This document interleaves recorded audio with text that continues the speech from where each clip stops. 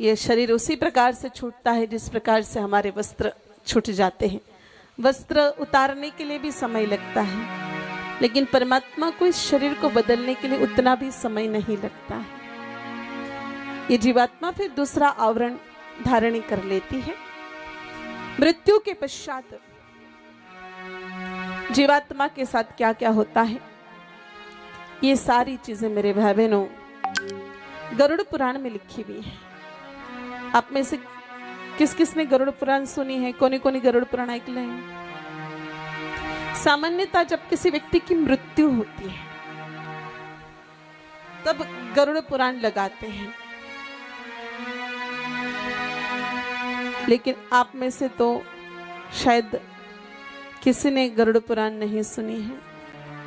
गरुड़ पुराण में लिखा है, जब भी मनुष्य की मृत्यु होती है, शरीर है माटी का पुतला, जलाते ही राख हो जाएगा, सुपुर्दे खाक हो जाएगा, लेकिन जो आत्मा है वो अजर है, अमर है, अविनाशी है।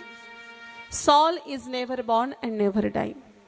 ऐसी आत्मा के लिए गीता जी में लिखा है, नैनम छिदन्ति शस्त्राणि नैनम दहन्ति पावकः न चैनम क्लेन्द्यापो न शोषति मारुतः।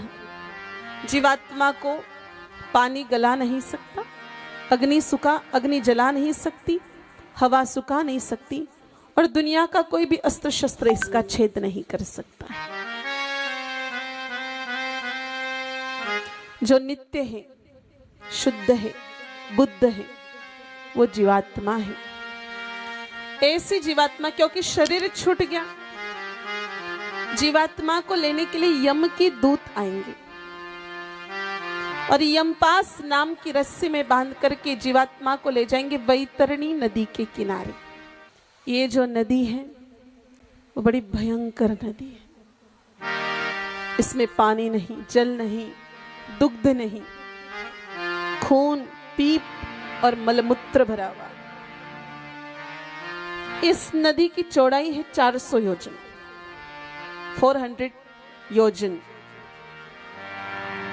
मतलब कोस में अगर अपन इसको लेते हैं तो 1200 कोस, और इसकी चौड़ाई जो है वो है 400 योजन, मतलब 4800 किलोमीटर इस नदी की चौड़ाई। ये जो मेजरमेंट्स बताए हुए एकदम एक्यूरेट मेजरमेंट है, इसको हम चैलेंज नहीं कर सकते। 4800 किलोमीटर उस नदी की चौड़ाई है, और लंबाई पता ही नहीं, इतनी लंबी है, इन्फिनिटी, इतनी लंबी।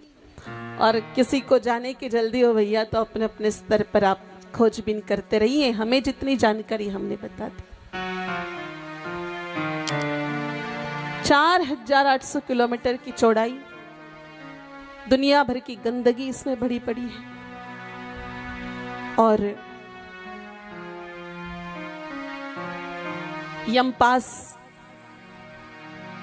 डाल करके हमें यमराज के दूत खड़े हैं इस किनारे पर।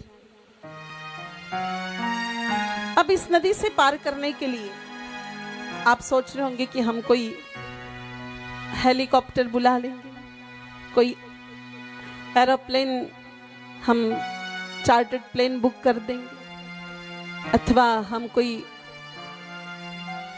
नाव का सहारा ले लेंगे, शिप का सहारा ले लेंगे, बोट का सहारा लेंगे। ऐसा नहीं हो सकता है। इस नदी से पार करने के लिए कोई ना नाव है, ना शिप है, ना बोट है। इस नदी से पार करने के लिए केवल और केवल मात्र गैया मैया की पूछ आती है, केवल और केवल गौ माता की पूछ। अब आप कहोगे हमने इतना दान धर्म पूजा पाठ किया, कुछ नहीं, केवल गैया की पूछ आएगी। लेकिन किसके लिए वो भी सुन लीजिए। जो व्यक्ति सुबह उठ करके जिस प्रकार से हनुमान जी महाराज को, शिव भोले बाबा को, अपने गुरुजनों को या अपने नित्य कर्म में सबको प्रणाम करता, उसी प्रकार से वह गौ माता को भी प्रणाम करे, अथवा सुबह उठते ही सबसे पहला प्रणाम 33 कोटि देवी देवताओं को धारण करने वाली गौ माता को मानसिक रूप से करे। जो व्यक्ति खुद का खाया हुआ झूठा खाना गौ माता को नहीं खिलाए, गौ माता के लिए फ्रेश भोजन की ही व्यवस्था करे। भैंस बकरी भेड़ का झूठा पानी गौ माता को कभी नहीं पिलाए। गौ माता के जल की व्यवस्था अलग ही रहे।